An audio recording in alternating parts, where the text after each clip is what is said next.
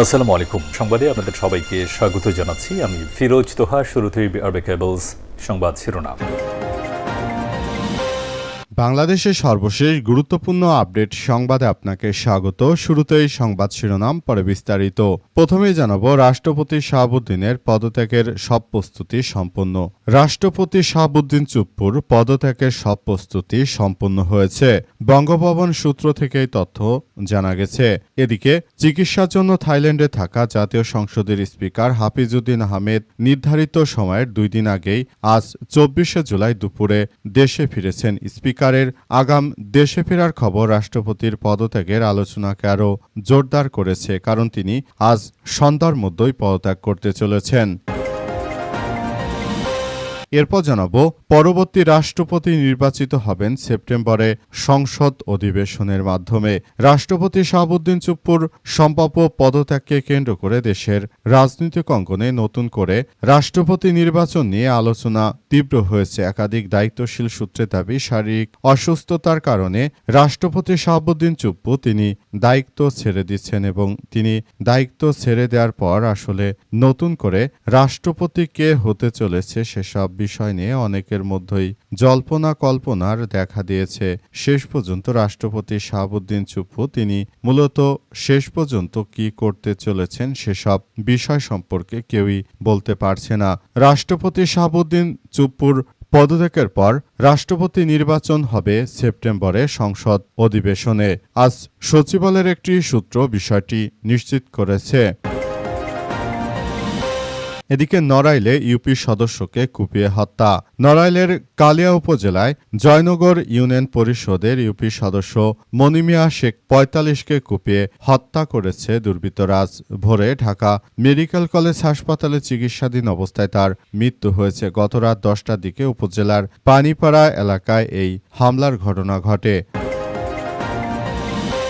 জানাবো, গণ অভ্যুত্থানের বর্ষপূর্তিতে ছাত্রদলের 2 দিনের কর্মসূচি ঘোষণা। জুলাই আগস্টে ঐতিহাসিক গণ অভ্যুত্থানের দ্বিতীয় বর্ষপূর্তি উপলক্ষে বাংলাদেশ জাতীয়তাবাদী ছাত্রদল এর 2 দিনের কর্মসূচি ঘোষণা করেছে।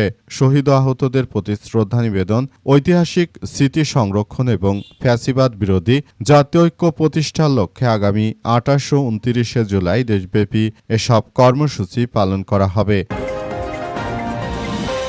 এবং সর্বশেষ জানাবো, ইরানে আরও বড় হামলা চালানোর পরিকল্পনা ডোনাল্ড ট্রাম্পের। যুক্তরাষ্ট্রের প্রভাবশালী গণমাধ্যম অ্যাক্সিওসের প্রতিবেদন। টানা ১৩তম দিনের মতো বিমান হামলা চালিয়েছে ইরানে যুক্তরাষ্ট্র ব্যবস্থায়। এই মুহূর্তে মার্কিন যুক্তরাষ্ট্রের পক্ষ থেকে যে হামলা চালানো হচ্ছে সেই হামলার পুরোপুরি জবাব দিতে শুরু করেছে ইরান। পাশাপাশি ইরানের বিপ্লবী গার্ড বাহিনীর সদস্যরা তারা জানিয়ে দিয়েছে যে এই মুহূর্তে মার্কিন সন্ত্রাসীদের বিরুদ্ধে পৃথিবীর সবথেকে বড় পাল্টা আক্রমণ করছে তারা। পাশাপাশি যুক্তরাষ্ট্র আরও ব্যাপক আক্রমণ বাড়াবে বলে জানিয়েছে যুক্তরাষ্ট্রের প্রভাবশালী গণমাধ্যম দ্য অ্যাক্সিওস। প্রিয় দর্শক, এতক্ষণ শুনছিলেন সংবাদ শিরোনাম, এবারে বিস্তারিত।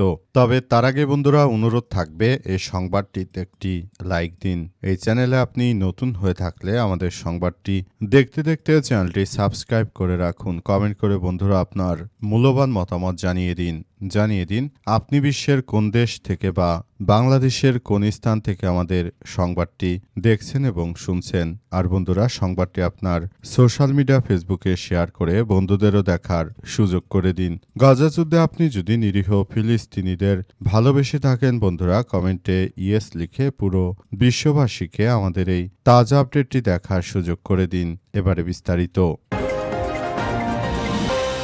রাষ্ট্রপতি শাহাবুদ্দিন চুপ্পুর পদত্যাগের সমস্ত কার্যক্রম পুরোপুরি ঠিক হয়ে গেছে। আজ সন্ধ্যার মধ্যেই তিনি পদত্যাগ করতে পারেন। তার পদত্যাগের সংবাদ শুনে বাংলাদেশের স্পিকার তিনি থাইল্যান্ডে গিয়েছিলেন চিকিৎসার জন্য। সেখান থেকে তিনি আজ দুপুরে ফেরত এসেছেন। স্পিকার হাফিজউদ্দিন আহমেদের দেশে ফেরত আসার ব্যাপারটি জানার পরই আরও রাষ্ট্রপতি যে পদত্যাগ করতে চলেছেন সেই গুঞ্জন আরও সত্যতে প্রমাণিত হয়েছে।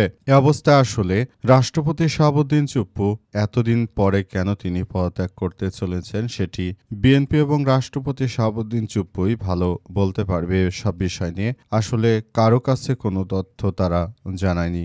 অবস্থায় বিএনপি এবং তাদের শরিক দলগুলো আদতে শাহাবুদ্দিন চুপ্পুর ব্যাপার নিয়ে তারা কি করতে চলেছে সেটি এখন পর্যন্ত আসলে আমরা জানতে পারিনি। অবস্থায় দেখা যাক পরবর্তীতে বিষয়গুলো কোন দিকে যায় এবং রাষ্ট্রপতি শাহাবুদ্দিন চুপ্পুর পর কে নির্বাচিত হন সেটি এখন পর্যন্ত কিছু বলা যাচ্ছে না। আসলে এই মুহূর্তে রাষ্ট্রপতি শাহাবুদ্দিন চুপ্পুকে নিয়ে দেশের মধ্যে যে জল্পনা কল্পনার সৃষ্টি হয়েছে সেটি এই মুহূর্তে আসলে বলা যাচ্ছে না যে শেষ পর্যন্ত কি হয় এবং এটি আসলে কোন দিকে গড়ায়। পরবর্তী রাষ্ট্রপতি নির্বাচন হবে সেপ্টেম্বরে সংসদ অধিবেশনে।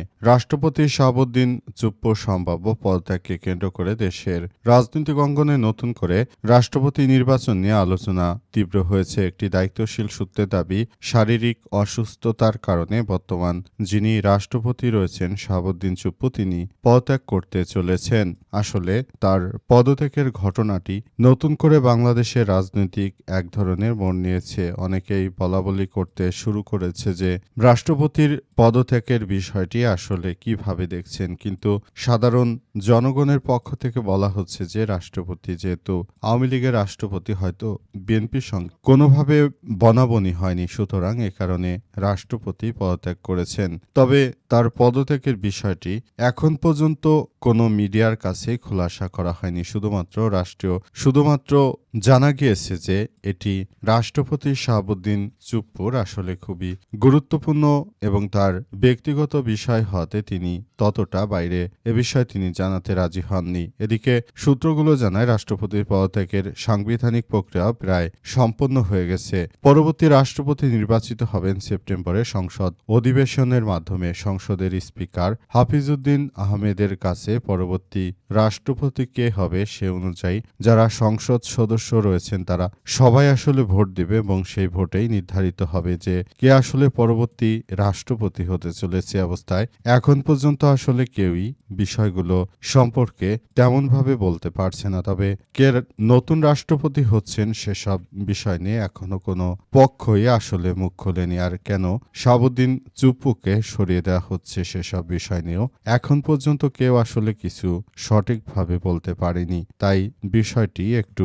ঘোলাটেই রয়ে গেল। নড়াইলে ইউপি সদস্যকে কুপিয়ে হত্যা। নড়াইলের কালিয়া উপজেলার জয়নগর ইউনিয়ন পরিষদের ইউপি সদস্য মনিমিয়া শেখ ৪৫কে কুপিয়ে হত্যা করেছে দুর্বৃত্তরা। আজ ভোরে ঢাকা মেডিকেল কলেজ হাসপাতালে চিকিৎসাধীন অবস্থায় তার মৃত্যু হয়েছে। আজ রাত ১০টার দিকে উপজেলার পানিপাড়া এলাকায় এই হামলার ঘটনা ঘটে। মনিমিয়া শেখ জয়নগর ইউনিয়নের ১ নম্বর ওয়ার্ডের ইউপি সদস্য ছিলেন এবং তিনি ইউনিয়নের চর জয়নগর গ্রামের সোনামিয়া শেখের ছেলে। পুলিশ ও স্থানীয় সূত্র থেকে জানা গেছে যে রাতে স্থানীয় পুটিমারি বাজার থেকে কেনাকাটা শেষে মোটরসাইকেলে বাড়ি ফিরছিলেন মনিমিয়া। পথে পানিপাড়া এলাকার কামরুল ঠাকুরের বাড়িতে পৌঁছালে আগে থেকেই ওত পেতে বসে থাকা একদল দুর্বৃত্ত তার গতিরোধ করে এরপর ধারালো অস্ত্র দিয়ে তাকে এলোপাতাড়ি কুপিয়ে পালিয়ে যায়। স্থানীয় লোকজন গুরুতর আহত অবস্থায় তাকে উদ্ধার করে প্রথমে কালিয়া উপজেলা স্বাস্থ্য কমপ্লেক্সে নিয়ে গেছে। এরপর উন্নত চিকিৎসার জন্য খুলনা মেডিকেল কলেজ হাসপাতালে নিয়ে গেলে কর্তব্যরত চিকিৎসক তাকে মৃত ঘোষণা করে। অবস্থায় আসলে পুরো এলাকার পরিস্থিতি থমথমে অবস্থা বিরাজ করছে। সবকিছু একদম ধ্বংসের দিকে চলে যাচ্ছে। প্রতিটি জায়গাগুলো একদম ধ্বংসস্তূপে পরিণত হচ্ছে দেশ জুড়ে। সারা দেশ জুড়ে বিএনপি সরকার ক্ষমতায় আসার পরই রাহাজানি, চাঁদাবাজি, সন্ত্রাসী, মানুষ হত্যা, খুন, ধর্ষণ, গণহত্যা সহ এমন কোনো ঘটনা নেই যেটি বাংলাদেশে ঘটছে না। একজন ইউপি সদস্য তিনিও বর্তমানে নিরাপদে নেই। এমন একটি বাংলাদেশ কেউই প্রত্যাশা করেনি। এই বাংলাদেশ আসলে আমরা যে বাংলাদেশ জুলাই গণ অভ্যুত্থানের পর প্রত্যাশা করেছিলাম তার কোনো সুষ্ঠু পরিবেশের কোনো ভালো বাংলাদেশ তারা উপহার দিতে পারেনি। অবস্থায় আসলে আমাদের সবাইকে যার যার জায়গা থেকে দায়িত্ববোধের জায়গা থেকে এগিয়ে আসতে হবে। গণঅভ্যুত্থানের বর্ষপূর্তিতে ছাত্রদলের 2 দিনের কর্মসূচির ঘোষণা। জুলাই-আগস্টে ঐতিহাসিক গণঅভ্যুত্থানে দ্বিতীয় বর্ষপূর্তি উপলক্ষে বাংলাদেশ জাতীয়তাবাদী ছাত্রদলের 2 দিনের কর্মসূচির ঘোষণা করা হয়েছে। শহীদ ও আহতদের প্রতি শ্রদ্ধা নিবেদন, ঐতিহাসিক স্মৃতি সংরক্ষণ এবং ফ্যাসিবাদ বিরোধী জাতীয় ঐক্য প্রতিষ্ঠার লক্ষ্যে আগামী 28-29 জুলাই দেশব্যাপী এসব কর্মসূচির পালন করা হবে।